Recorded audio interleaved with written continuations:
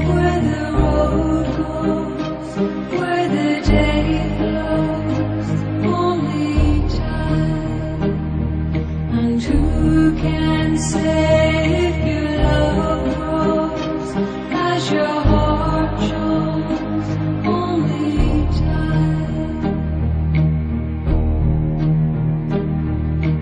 We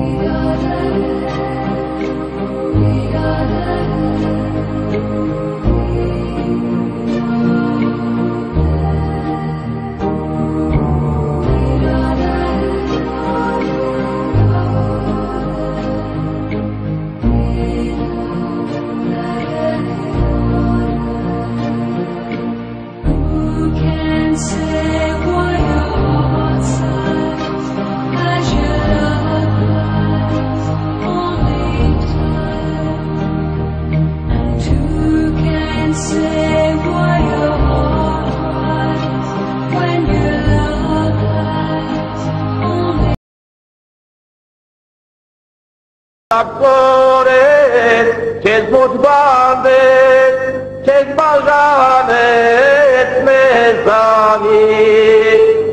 Sarnaktoret, kes mutbandet, kes bajanet mezani. Baro vayekar, siro vayekar, uysu havat veridumes. Baro vayekar, siro vayekar, uysu havat veridumes. Hurra, hurra, hurra, arkadaş beni tura çok var. Hurra, hurra, hurra, hurra, hurra, arkadaş beni tura çok var. Bravo.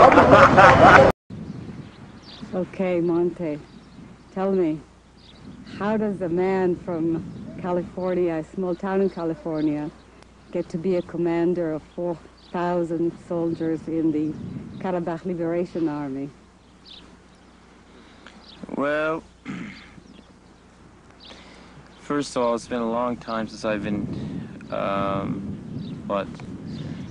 participating in the Armenian struggle, in the Armenian people's struggle to regain their rights throughout their homeland, throughout their historic homeland, most of which is no longer part of the Armenian state, the present Armenian state. So it's been about 15 years, more than 15 years that I've been participating in that struggle. So I've accumulated a bit of experience, and then when I came here, I began the same work. It was what I'm doing here is a continuation of what I did before. And it's totally natural that Armenians from the United States or any other place come here and participate like any other Armenian. In other words, this is our homeland. This is as much my homeland as it is the homeland of whoever's been born here or whatever. So it's very natural that people like me come here and participate. And I don't know, just like anyone else, through my work, you know, things developed, and fortunately we've had important successes in the region where I'm the commander, in the region of Mardoni, in mountainous Karabakh. And so, you know, that was just the way things evolved, and now I'm the commander of that region. And right now I'm in Mardagert, heading a unit from our region that's come here to help in re-liberating this region. As you know, the Azeris took it over in June and July 1992. They burned most of the villages and everything, and we've had a hard time getting back into these mountains, but we've done it. We've done it, and we've caused a lot of damage to our enemy, and I think that our enemy has started to understand that this region isn't a part of Azerbaijan, that they can't crush the Armenian people militarily, and that they've got to look for other solutions. Give me some background on the conflict. Well, historically, Artsakh, that's the name for the historical name for Karabakh, the Armenian name, Artsakh. So this region of Artsakh has always been one of the integral regions of the Armenian homeland throughout our history. Thousands of years of history, and for thousands of years, this region has been Armenian. In 1920, when both Azerbaijan and Armenia became Soviet republics, at that time they wanted to draw new borders. For very tactical political reasons, Stalin put a lot of pressure on the authorities of the Transcaucasian republics to have both Artsakh and Nakhichevan included in Azerbaijan rather than in Armenia, despite the fact that the Azerbaijani leader at the time, initially, December 2nd, 1920, declared that both of these regions were to be included in Armenia rather than in Azerbaijan. Despite that, Stalin put a lot of pressure on him to have these two regions arbitrarily cut off from Armenia and included in the Republic of Azerbaijan, mostly to get in good with Ataturk, who at the time Stalin believed was an anti-imperialist force, and a force that would eventually become an ally of the Soviet Union. So due to these tactical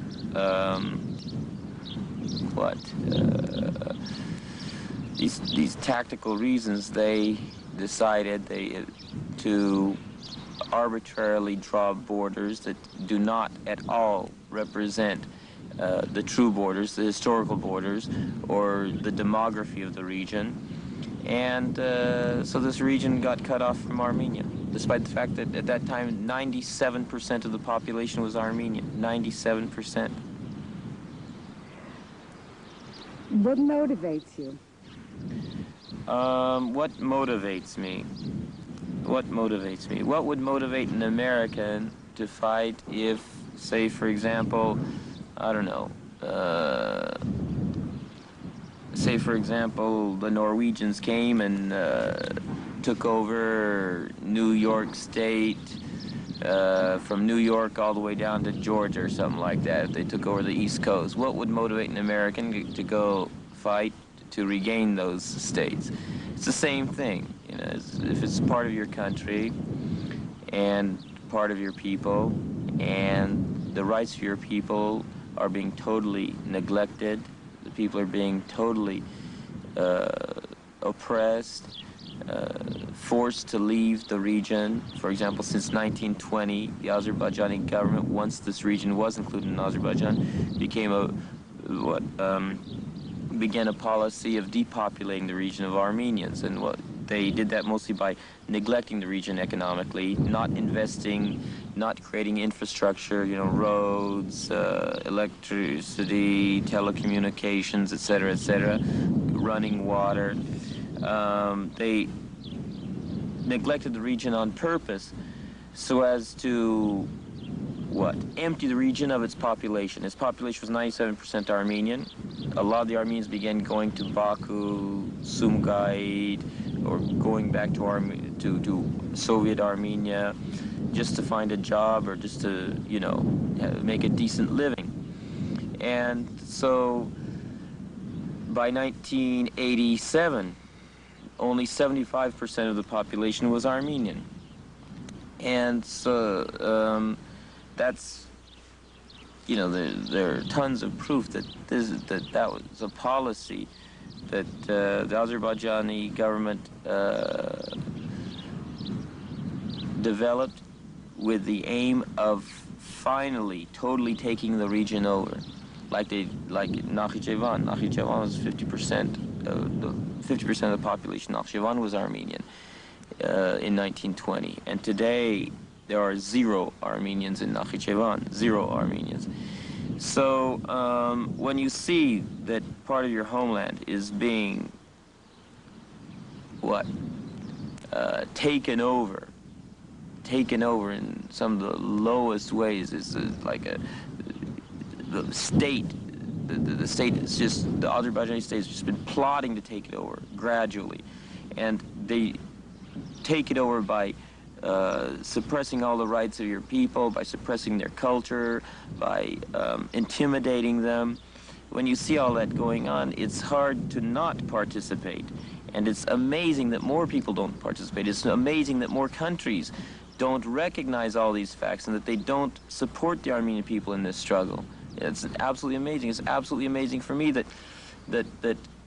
almost every country in the world accepts a Stalinist position on Artsakh.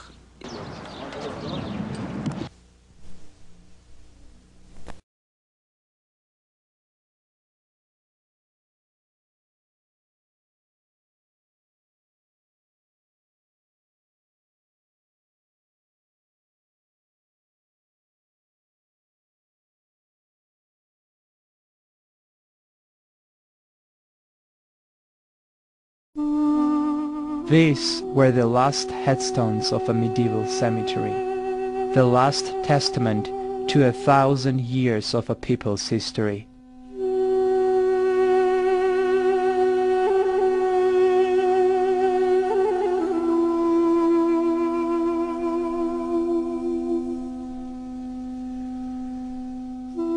On December 15th, 2005, they were wiped off the face of the earth.